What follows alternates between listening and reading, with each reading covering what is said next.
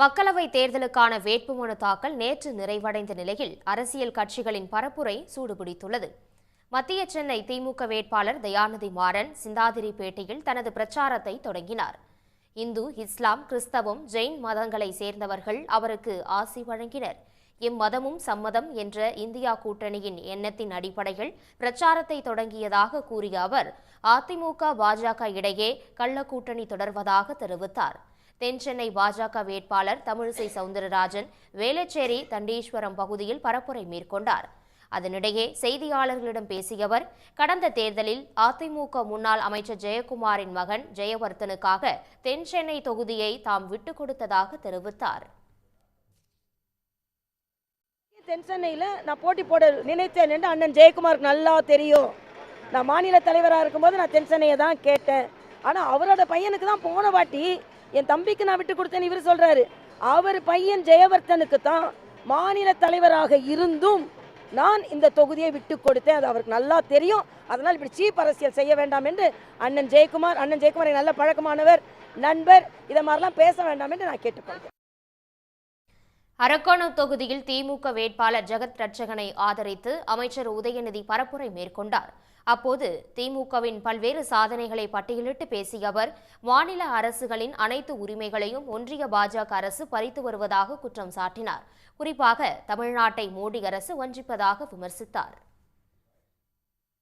ஒன்றிய பிரதமர் திரு நரேந்திர மோடி இருக்காருல்ல, இனிமே அவரை பேரை சொல்லி கூப்பிடாதீங்க. அவரோட பேரு இனிமே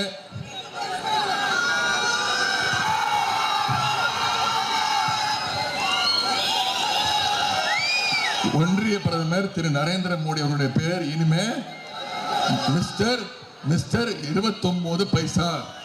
இப்படி சொன்னாதான் அவருக்கு வரைக்கும். அதுக்கு என்ன காரணம் நான் சொல்லிடுறேன். நாம தமிழ்நாட்டில இருந்து நம்ம ஒவ்வொருத்தரும் ₹1 வரி கட்டுறோம்னா நமக்கு திருப்பி எவ்வளவு தெரியுமா ஒன்றிய பிரதமர் தராரு? வெறும் 29 பைசா தான் தராரு. மற்ற மாநிலங்களுக்கு அள்ளி கொடுக்கிறார். ஆனா தமிழ்நாட்டுக்கு மட்டும் வஞ்சிக்கிறார். தருமபுரி பாமக வேட்பாளர் சௌமியா அன்புமணிக்கு மேட்டூரில் அக்கட்சியினர் சிறப்பான வரவேற்பு அளித்தனர். பின்னர் செய்தியாளர்களிடம் பேசிய அவர், புதுச்சேரி உட்பட 40 தொகுதிகளிலும் தேசிய ஜனநாயக கூட்டணி வெற்றி பெறும் என நம்பிக்கை தெரிவித்தார். தாங்கள் வெற்றி பெற்றால் தருமபுரியில் நீர்ப்பாசன திட்டங்களுக்கு முக்கியத்துவம் கொடுப்போம் என்றார். சிதம்பரம் தொகுதி அதிமுக வேட்பாளர் சந்திரஹாசன் ஜெயங்கொண்டத்தில் தீவிர வாக்கு சேகரிப்பில் ஈடுபட்டார்.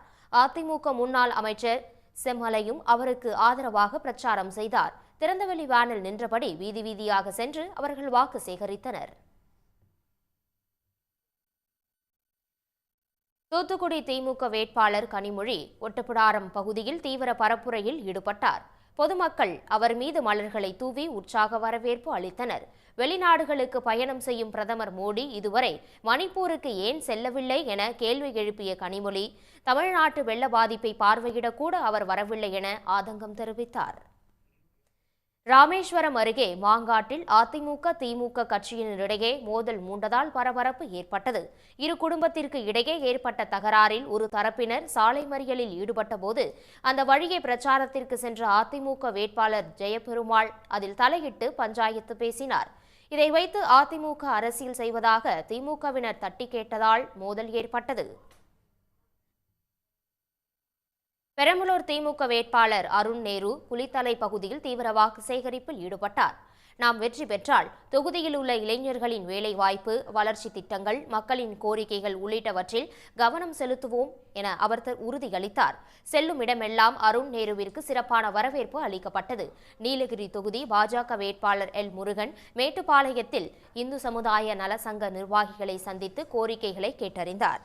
அந்த நிகழ்ச்சியில் பேசிய அவர், கோவை, மைசூரு, பெங்களூரு நகரங்களை இணைக்கும் வகையில் மேற்கு தொடர்ச்சி மலைப்பகுதியில் சுரங்க சாலை அமைக்கும் திட்டத்தை ஒன்றிய அரசு பரிசீலித்து வருவதாக தெரிவித்தார். காஞ்சிபுரம் தொகுதி திமுக வேட்பாளர் செல்வம் லத்தூர் ஒன்றியத்திற்கு உட்பட்ட பகுதிகளில் பிரச்சாரம் மேற்கொண்டார்.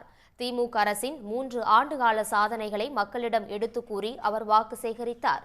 இதேபோல தஞ்சாவூர் தொகுதி திமுக வேட்பாளர் முரசொலி கட்சி தொண்டர்களுடன் இருசக்கர வாகனங்களில் பேரணியாக சென்று வாக்கு சேகரித்தார்.